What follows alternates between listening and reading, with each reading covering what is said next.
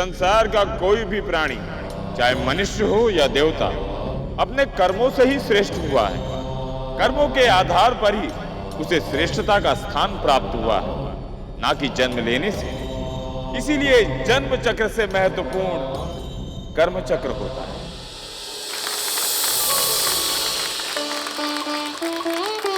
नारायण नारायण।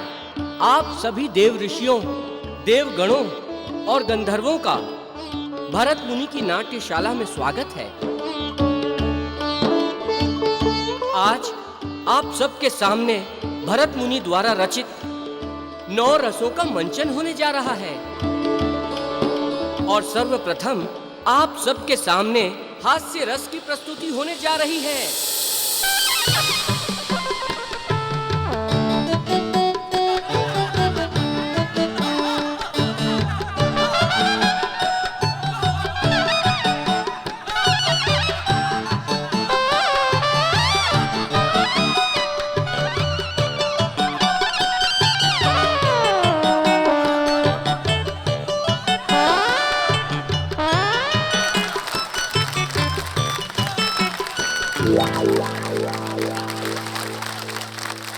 नारायण नारायण।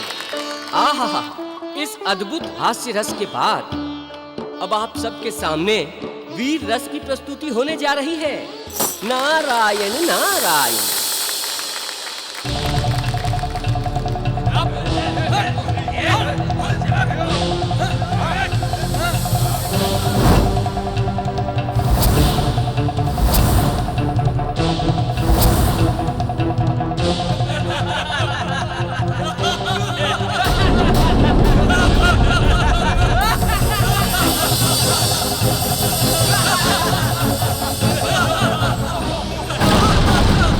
धर्मपुत्र, ये क्या अनर्थ कर रहे हो? प्रथम पंक्ति में हम 8 वासुओं के अलावा कोई नहीं बैठेगा। प्रथम स्थान हम 8 भाइयों का है।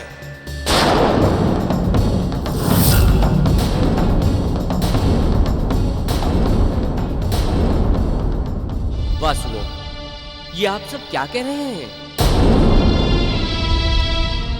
यहाँ उपस्थित सभी गणमान्यों को उनकी श्रेष्ठता के आधार पर ही स्थान प्राप्त है। प्रथम पंक्ति देव ऋषियों के लिए है, दूसरी देवगणों के लिए। इसीलिए आप सबका स्थान सबसे अंतिम पंक्ति में रखा गया है। देवर्षि नारद, हमें श्रेष्ठता का ज्ञान मत दीजिए। जो सबसे शक्तिशाली है वही सबसे श्रेष्ठ है, और यहाँ हम 8 भाइयों से शक्तिशाली कोई नहीं है, तो सर्वश्रेष्ठ हम हैं। भ्राता, ये ऋषिगण ऐसे नहीं मानेंगे। इन्हें यहाँ से बलपूर्वक बाहर निकाल देते हैं। चलो।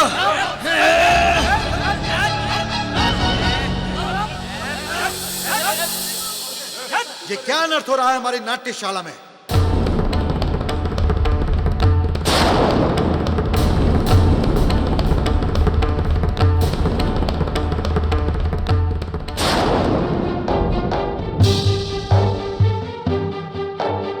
भरत मुनि ऋषि, हम तो केवल वीर रस प्रस्तुत कर रहे थे। तुम सब धर्म के पुत्र होकर अधर्म के मार्ग पर चल रहे हो। अपने गुरुओं का इतना अपमान कोई कल्पना भी नहीं कर सकता कि धर्म के वंश में अधर्मियों का जन्म। चले जाओ यहां से, अन्यथा ऋषिवर नारद। जी ऋषिवर। अब यहां कोई मंचन नहीं होगा।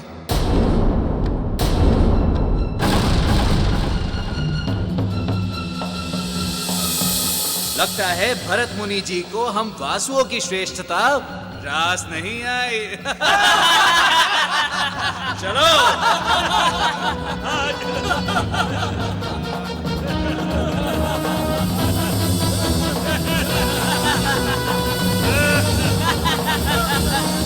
विनाश काले विपरीत बुद्धि। ये वासु जिस मार्ग पर चल रहे हैं वो मार्ग इनकी माँ के लाड प्यार ने ही इन्हें दिखाया है। नारायण नारायण। माते,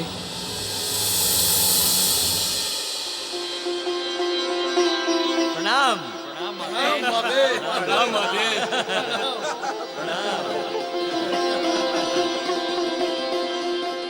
माते, हमने आगे की पंक्ति में बैठे हुए सारे ऋषियों को ये बलपूर्वक समझा दिया है कि इस संसार में आगे का स्थान केवल वासुपुत्रों का है।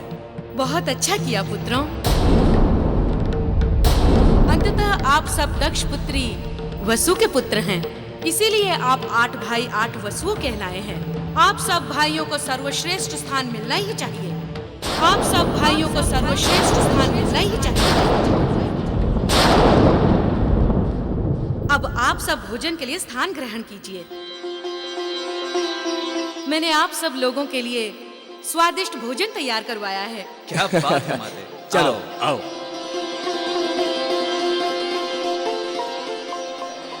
देवी वासु,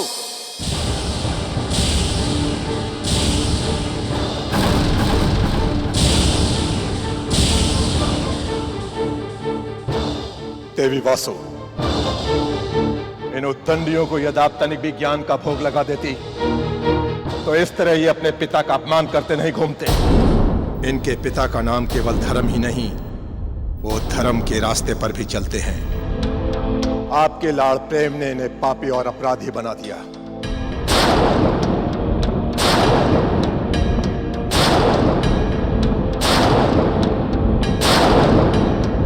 ऋषिवर भरत मुनि की नाट्यशाला में आज इन 8 ने वो अपराध किया है जिससे सभी देवताओं के सामने हमारा सर झुक गया। स्वामी, कोई अधर्म नहीं किया मेरे पुत्रों ने।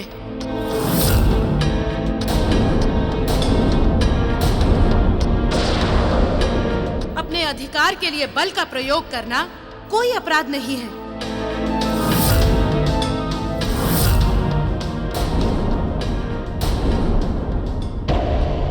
वाह देवी वासु,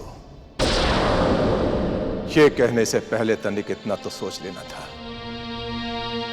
कि आप धर्म की पत्नी हैं और ये सब धर्म के पुत्र हैं। किस धर्म की बात कर रहे हैं आप पिताश्री?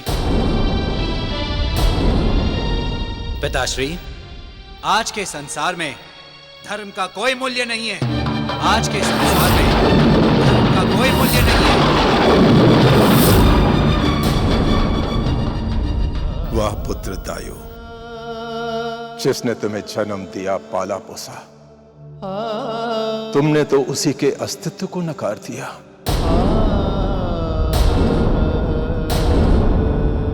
तुम जैसे कपूतों के पिता के लिए तो ये संपूर्ण संसार नरक मात्र है। नरक मात्र है।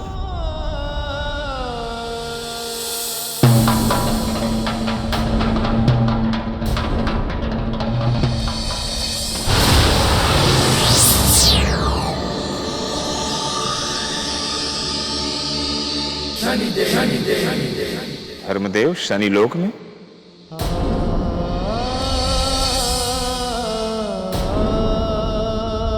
धर्मदेव, आपकी आंखों में आंसू? शनिदेव, जिस धर्म के पुत्र ही अधर्म के मार्ग पर निकल पड़े, पाप और अत्याचार करने लगे, उस धर्म पिता की आंखों से केवल अश्रु ही बह सकते हैं। हे न्याय के देवता शनिदेव, इससे पहले कि मेरे पुत्रों के द्वारा इस संसार से धर्म का सर्वनाश हो जाए, आप उन्हें सही मार्ग पर लाने की कृपा करें। यही विनती लेकर मैं आपके पास आया हूं। धर्मदेव, हम आपके मन की व्यथा को समझ गए हैं। आप चिंता न करें, हम आपके पुत्रों को धर्म और सत्य के मार्ग पर अवश्य लाएंगे। आपका बहुत बहुत धन्यवाद।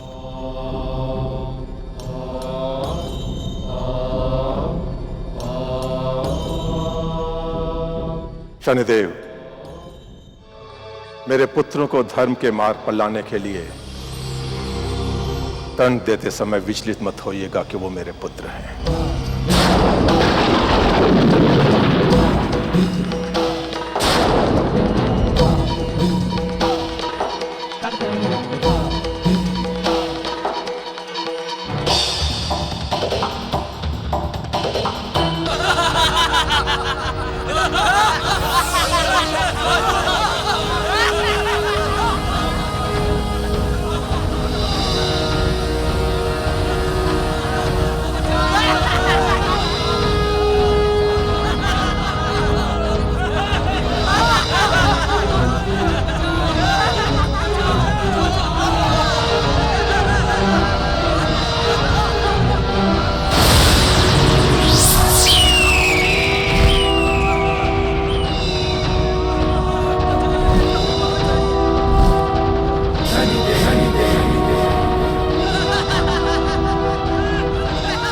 सब वासुओं में अधर्म की सारी सीमाएं पार कर चुके हो।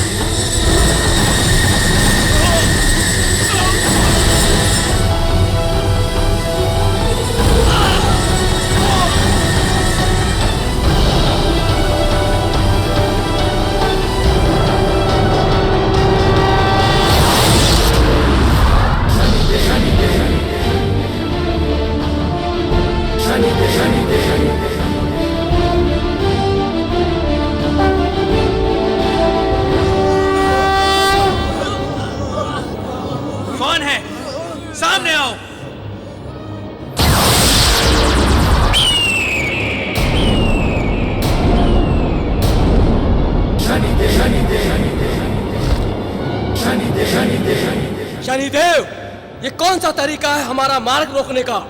वही जिसे तुम लोग अपनाकर दूसरों को कष्ट और प्रताड़ित कर रहे हो। शनिदेव, हम आठों भाई कुछ भी करने के लिए स्वतंत्र हैं। हमारे मन में जो आएगा वो हम करेंगे, क्योंकि हम सबसे श्रेष्ठ हैं।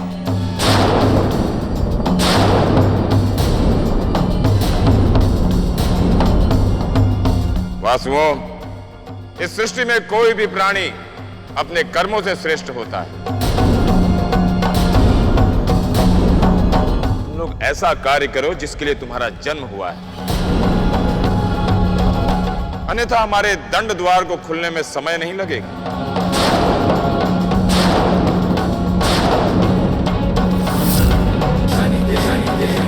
हमें आपके ज्ञान की कोई आवश्यकता नहीं है। हम आठों भाई स्वयं ज्ञान का भंडार हैं। हमें किसी दंड से कोई डर नहीं लगता। हम आठों भाई स्वयं ज्ञान का भंडार हैं। हमें किसी दंड से कोई डर नहीं लगता।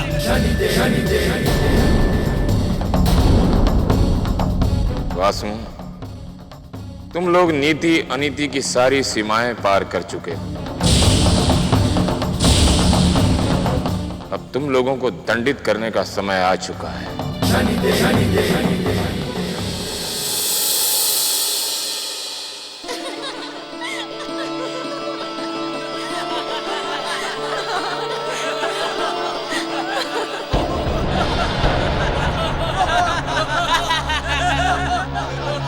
हे ब्रह्मपुत्रों, तुम सब इस वाटिका में क्या कर रहे हो? देवियों, हम सब भाई इस सुंदर वाटिका का आनंद लेने आए हैं। ये धर्मराज के नहीं, किसी नीच कुल में जन्मे हुए लगते हैं।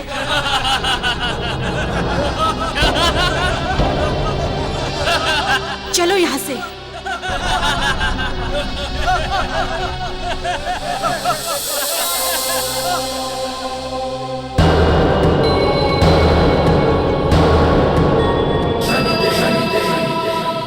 लो, शनिदेव फिर से आ गए हमें सत्य और धर्म का मार्ग दिखाने। नहीं नहीं, हम तुम लोगों को श्रेष्ठता का मार्ग दिखाने आए हैं। यदि तुम लोग हमारे बताए हुए मार्ग पर चले तो हो सकता है तुम लोगों को श्रेष्ठता का अधिकार मिल जाए।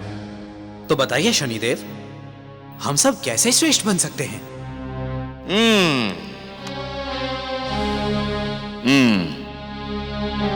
मार्ग तनिक कठिन है। जल्दी बताइए शनिदेव, ऐसा कौन सा कार्य है? पृथ्वीलोक पर ऋषि वशिष्ठ का आश्रम है।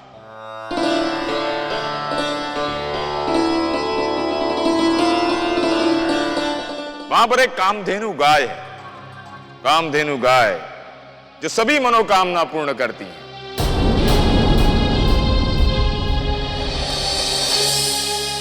यदि तुम सब लोग उस कामधेनु गाय को यहां स्वर्ग लोक में ले आए तो तुम लोगों की सारी मनोकामनाएं पूर्ण हो सकती हैं।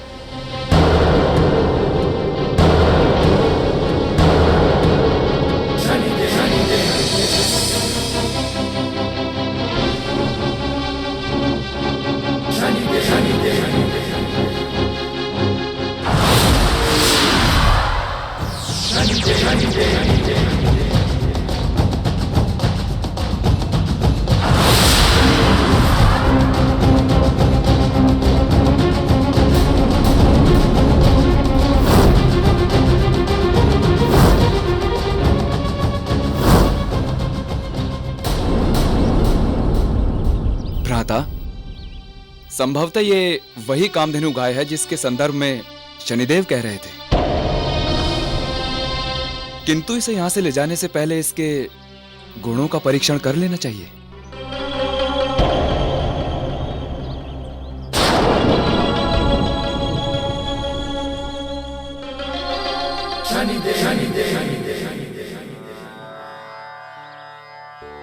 खाइए अपना भोजन। इतने कम भोजन में आपकी तृप्ति नहीं हुई है। कल्याण हो। आप सभी धर्मपुत्र यहाँ पृथ्वीलोक में। हम सब पृथ्वीलोक का भ्रमण करने निकले हैं। थोड़ी थकान हो गई तो सोचा आपके आश्रम में विश्राम कर लें। मेरे आश्रम में मैं आप सबका हृदय से स्वागत करता हूँ। ऋषिवर, बड़ी ही प्रबल भूख लगी है, किंतु इस समय इस आश्रम में भोजन की व्यवस्था तो नहीं हो पाएगी। ना धर्मपुत्र, ऐसा ना कहें। माता कामधेनु के होते हुए हमारे आश्रम में किसी भी वस्तु की कमी हो ही नहीं सकती है। आप विराजिए, मैं आपके भोजन की व्यवस्था करता हूं। धन्यवाद।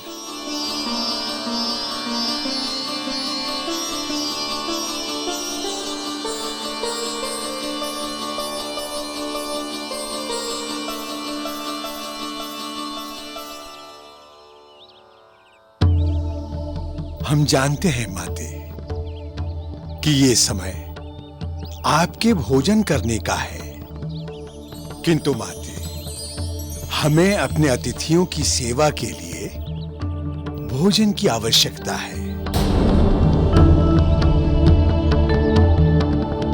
माते, मेरी इस विनती को स्वीकार करें और कृपा करके मुझे भोजन प्रदान करें।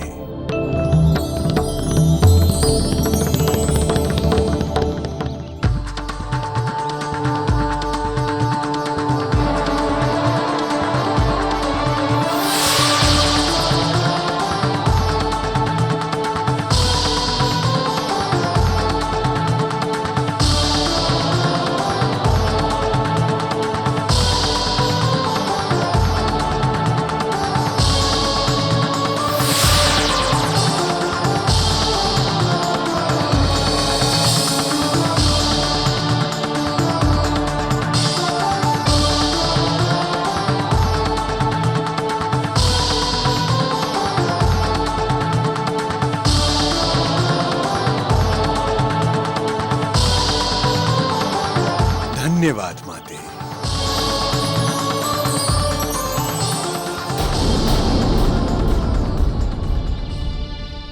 क्या हुआ धर्मपुत्रों,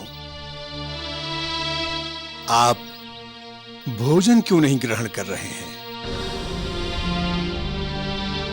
गुरुदेव, क्या कामधेनु माता से जो मांगो वो मिल जाता है?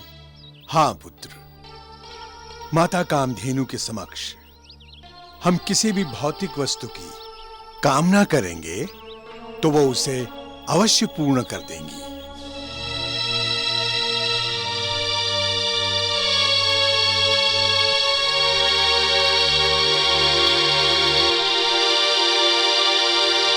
गुरुदेव, हम सोच रहे थे कि आज रात्रि यहीं विश्राम कर लें और कल चले जाएं। सौभाग्य, ये मेरा सौभाग्य होगा जो मुझे आप जैसे देवपुत्रों की सेवा करने का सुअवसर प्राप्त होगा।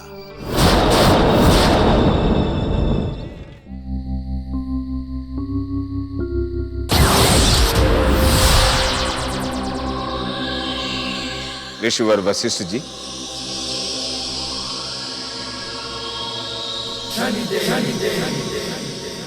शनिदेव,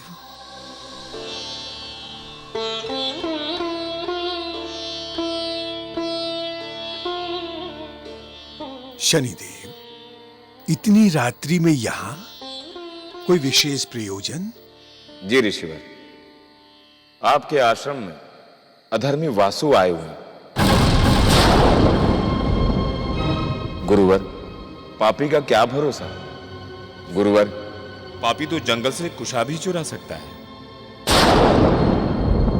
आप शीघ्र बाहर जाकर देखिए, कहीं वो अधर्मी वासु आपके आश्रम में कोई पाप तो नहीं कर रहे हैं।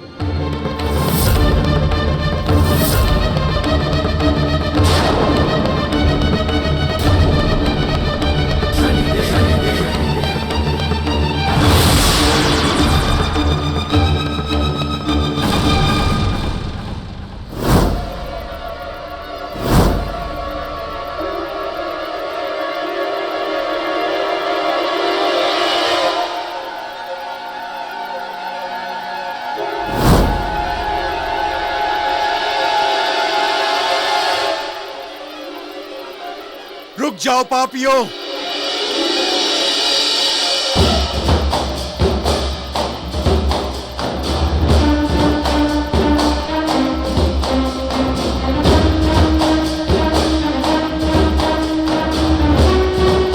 हमने तुम्हें अतिथि मानकर तुम्हारा मान किया, सम्मान किया, और तुमने क्या किया? हमसे ही हमारी माता कामधेनु को चुरा कर ले जा रहे थे। ऐसा घृत कार्य करके तुम लोगों ने केवल अपने माता पिता का ही नहीं, अपने पूर्वजों का नाम भी कलंकित किया है, कलंकित किया है। मैं तुम्हें श्राप देता हूं कि तुम बार बार मृत्यु लोक पर जन्म लेकर 84 लाख योनियों में भटकते रहोगे। मैं तुम्हें श्राप देता हूं, बार बार मृत्यु लोक पर जन्म लेकर 84 लाख योनियों में भटकते रहोगे।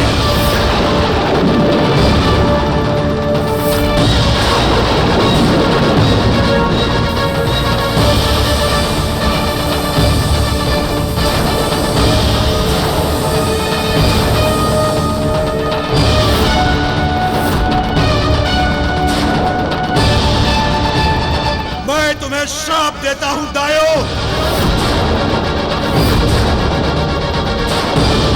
कि जब तक इस पृथ्वी लोक पर कोई माता अपने कोख से तुम्हें जन्म नहीं देती, तब तक तुम सब मेरी कृपा अग्नि में जलते रहोगे, तड़पते रहोगे, झुलसते रहोगे।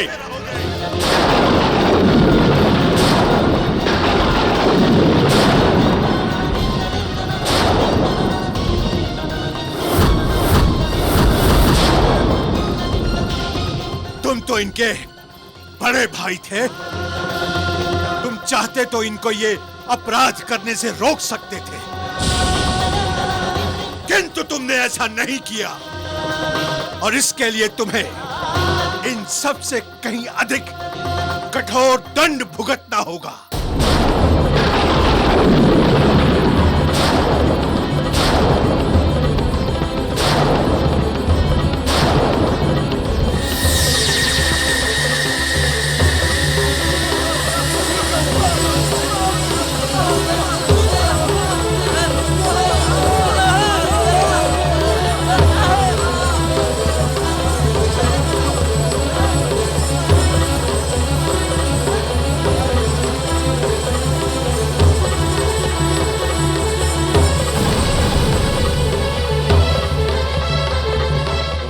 वही दंड मिला है जिसके तुम लोग भागीदार हो।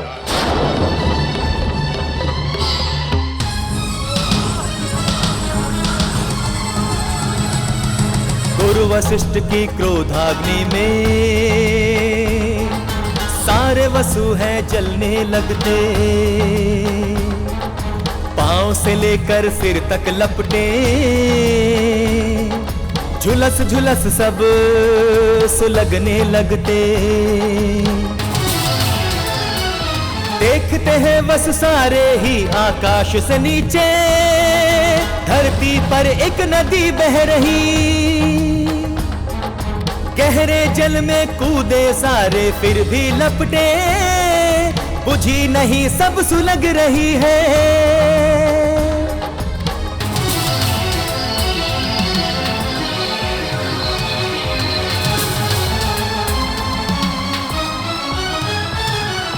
मांगे सहायता देवताओं से पर देवों ने भगा दिया, जाते सप्त ऋषियों के लोक में ऋषियों ने भी मना कर दिया।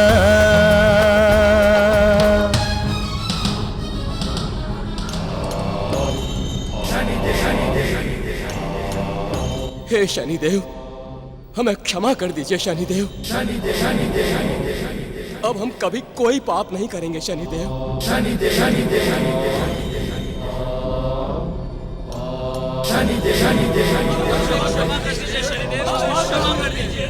यदि क्षमा मांगना ही है तो जाओ अपने पिता धर्मदेव से मांगो, जिनके तुम सब लोग सबसे पहले अपराधी हो।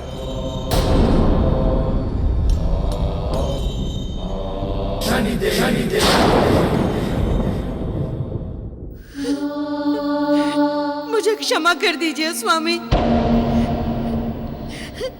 देखिए,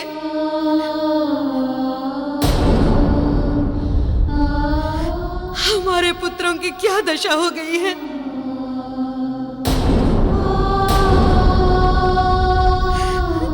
इन्हें भी क्षमा कर दीजिए। हम आपके अपराधी हैं, हमें क्षमा कर दीजिए पिताश्री, हमें क्षमा कर दीजिए।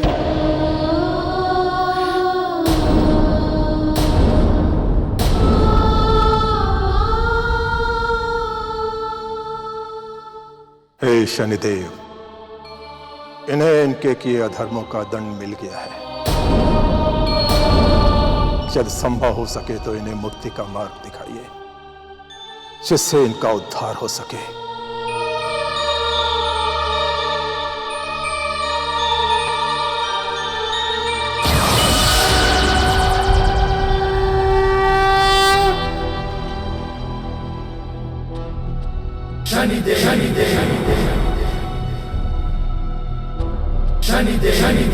अब इन्हें अपने भूल का आभास हो गया है। अब इनका उद्धार भी होगा, क्योंकि जिस उद्देश्य के लिए इनका जन्म हुआ है वो अभी अधूरा है।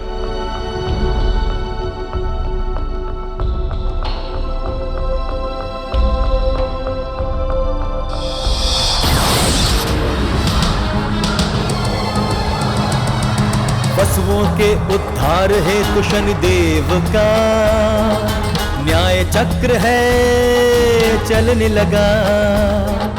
3 जन्म वसुओं को गंगा जी ने नारी स्वरूप रखने का वचन दिया। फिर धरती लोक के मृत्यु लोक में गंगा जी ने अपने को प्रकट किया।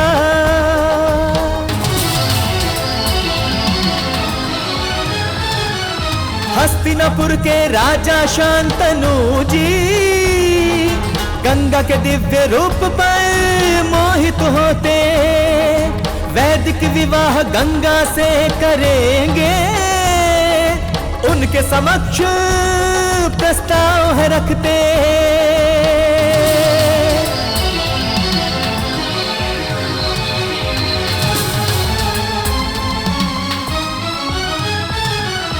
गंगा ने कहा मुझे स्वीकार है, पर राजन आप मुझे एक वचन दीजिए, मैं अपने संतान के प्रति कुछ भी करूं, आप मुझे रोकेंगे नहीं, ये वचन दीजिए।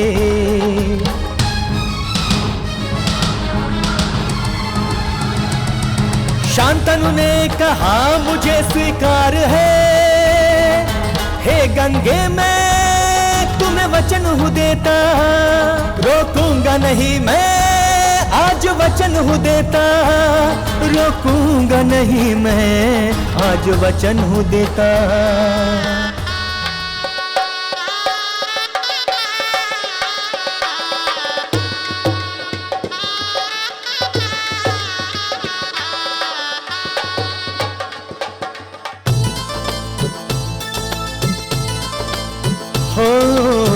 विवाह हुआ शांतनु और गंगा का, पत्नी बने शांतनु की, हर्षित है नर नारी सारे, कुलवधु है हस्तिनापुर की गंगा, कुलवधु है हस्तिनापुर की।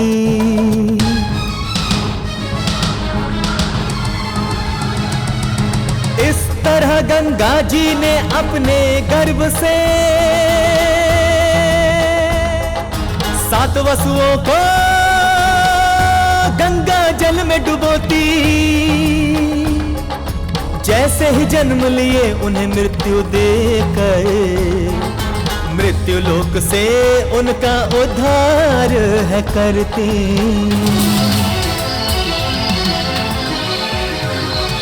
देवी,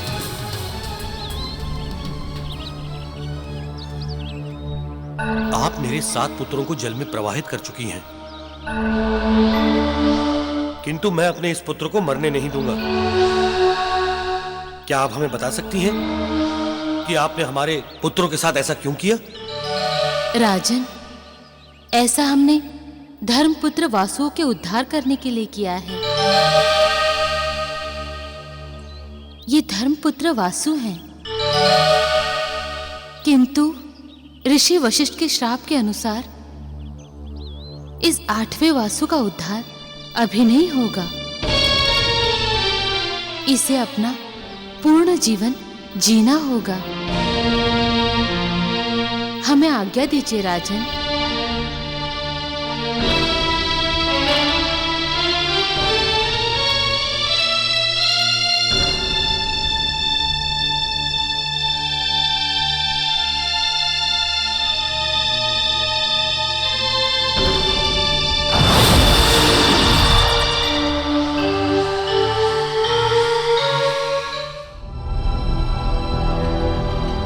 तुम 7 भाइयों का तो गंगा मैया ने उद्धार कर दिया, धर्म के ज्येष्ठ पुत्र दायो, किंतु दायो ने जो कामधेनु माता के साथ अपराध किया है उसका दंड तो उसे भोगना ही होगा।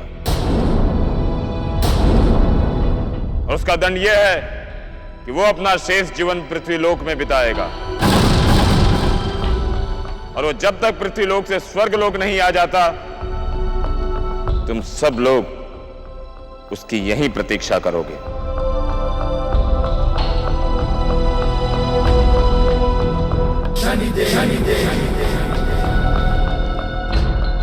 ओ राजा शांतनु 8वें वसु का प्यारा देवव्रत नाम है रखते।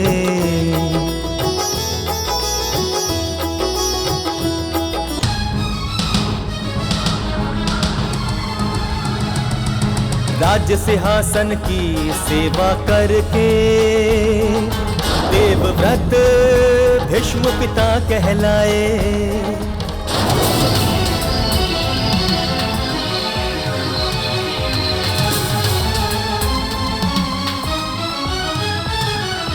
महाभारत के युद्ध में लड़कर भीष्म पितामह शौर्य दिखाते, युधिष्ठिर को फिर राजा बनाकर अपने अपने प्राण का त्याग है करते, अपने प्राण का त्याग है करते।